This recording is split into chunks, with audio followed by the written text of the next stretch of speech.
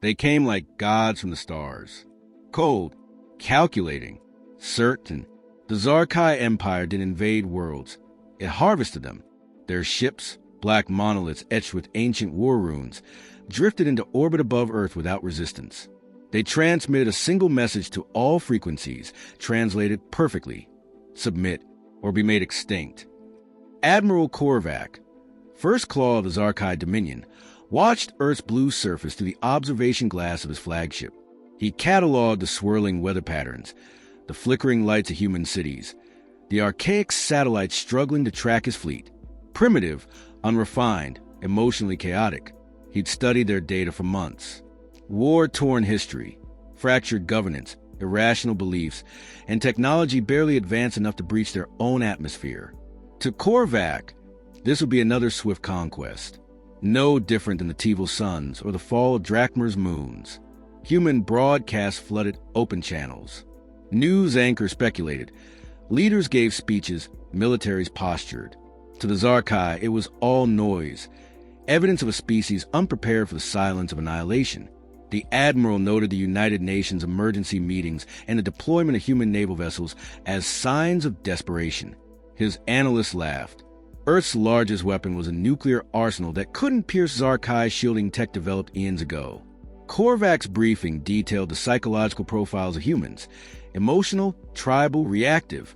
Their wars were frequent, often senseless. They glorified death and called it honor. They cried during interviews and displayed empathy as if it were strength. What threat could they possibly pose? He authorized a standard invasion plan: orbital suppression followed by surgical ground landings. Targets, command structures, data networks, cultural centers. The usual formula. Resistance would crumble once key infrastructure was dismantled. That was always the pattern. Still, he issued a directive to preserve live specimens. Humans were biologically unremarkable, but psychologically intriguing. Their minds were unshielded, exposed to every emotional impulse.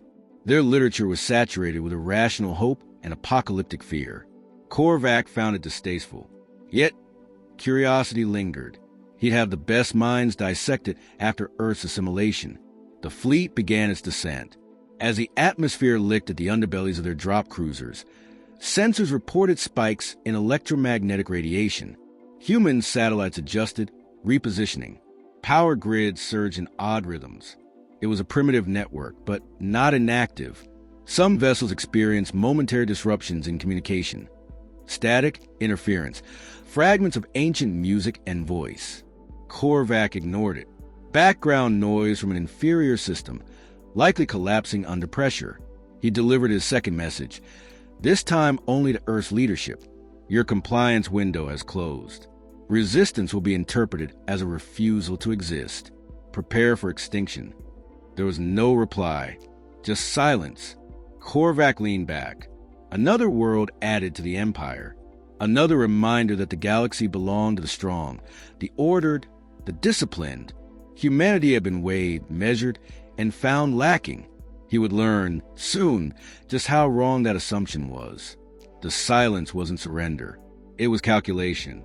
Earth didn't respond with diplomacy or pleading.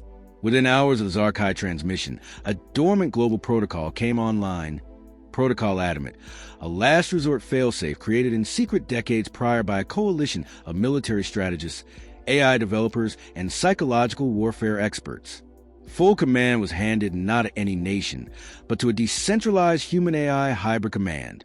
No flags, no politics, only survival. As Zarkai landers breached Earth's lower orbit, the first wave descended on what they believed were military installations. They landed in abandoned zones. Old nuclear test sites gutted cities, purposefully evacuated areas laced with radiation markers. The moment their boots touched the soil, the land ignited. Entire deployment pods vanished in coordinated firestorms. Mines decades old had been upgraded with electromagnetic triggers. High-altitude drones released EMP bursts that scrambled alien targeting systems, and solar arrays fried their optics with concentrated light. Korvac's command staff tried to analyze the chaos. They saw no fronts, no conventional defense lines.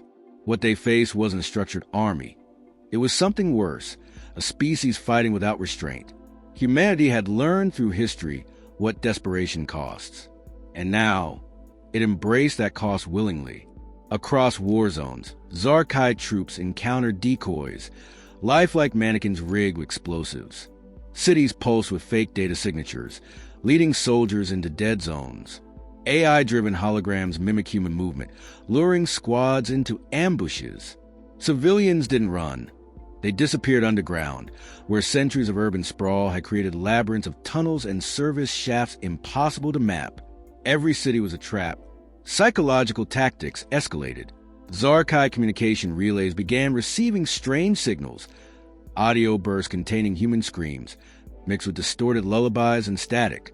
Some soldiers reported hearing voices whispering in their native tongue, though linguists confirmed no human had spoken it. A virus had slipped through their systems. No physical damage, just eerie soundscapes and invasive code that embedded human images on their displays.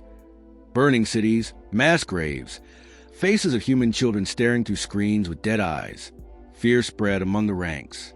One squad, deep in what had once been Chicago, was found by recon drones standing silently in a circle.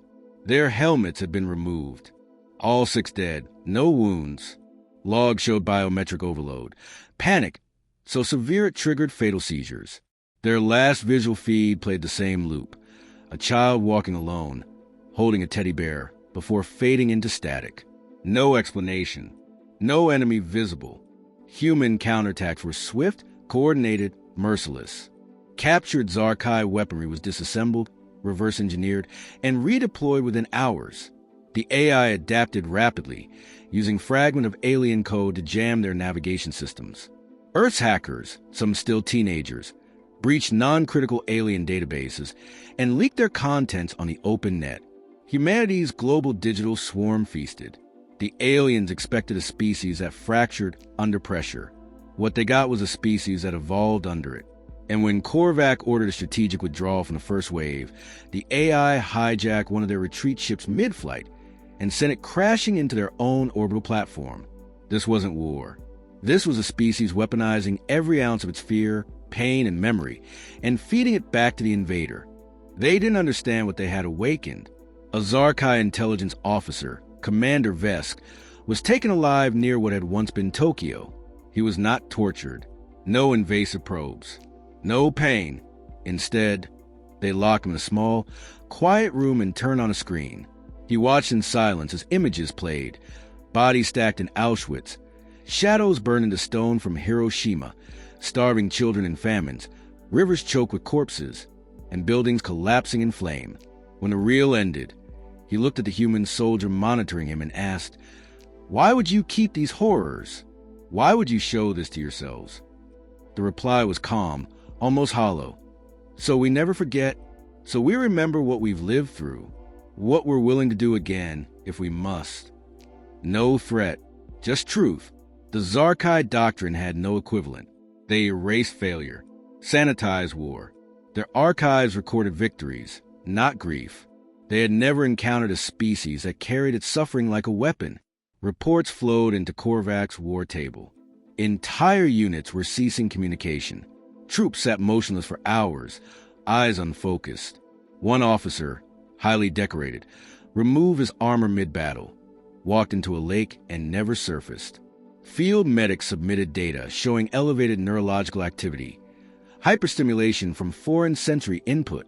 It was trauma, but unlike anything induced through combat, it was psychological disintegration. The cause?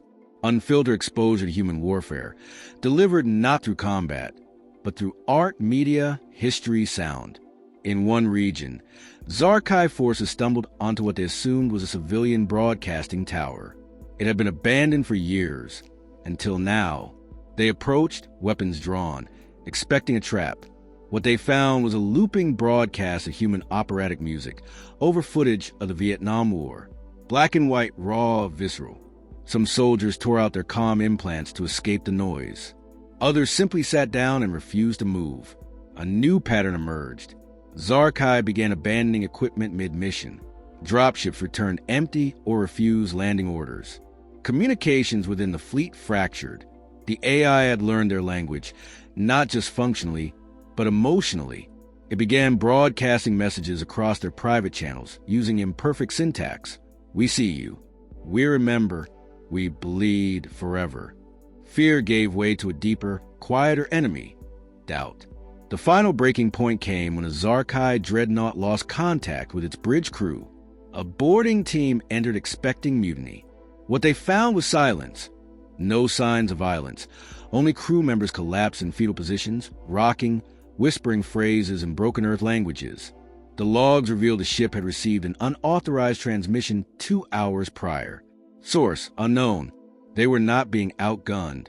They were being undone. Humanity hadn't unleashed weapons. It had unleashed truth. Unrelenting, chaotic, brutal, and unfiltered. A mirror reflecting every horror the galaxy had avoided by pretending civilization was clean. But humans had survived the unthinkable and never looked away. And now, they were forcing the Zarkai to look. Korvac finally understood. He wasn't fighting a species. He was fighting memory incarnate, pain that refused to die. And the more they tried to silence it, the louder it screamed. The fleet returned in fragments.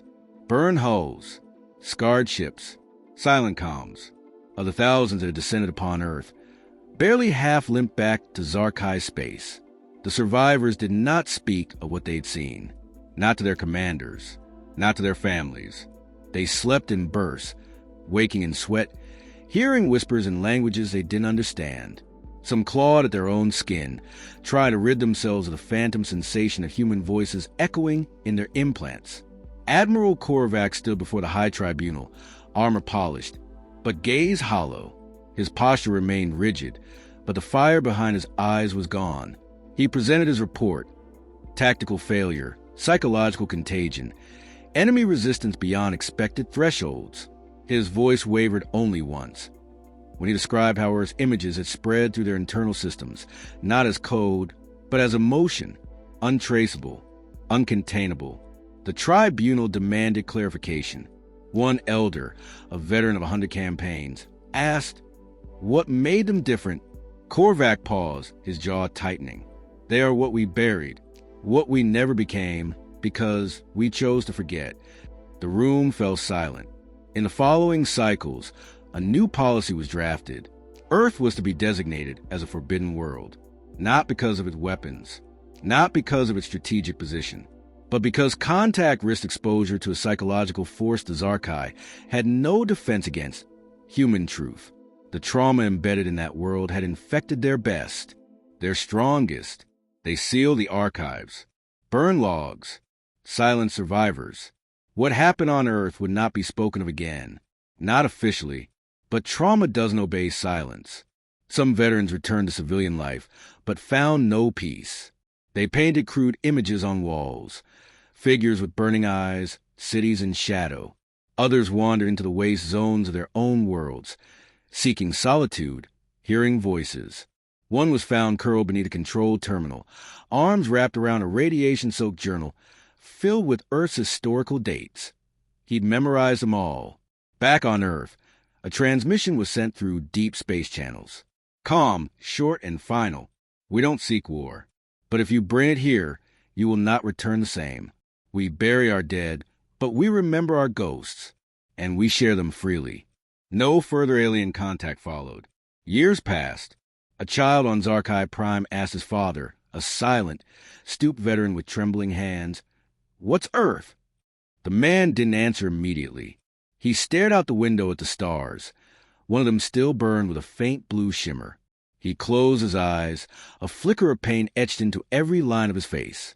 "A place," he said finally, "that showed us ourselves, and what it cost to forget." He didn't explain further. He couldn't, because the real war hadn't ended in orbit, or in the cities, or in the bloodied soil of Earth.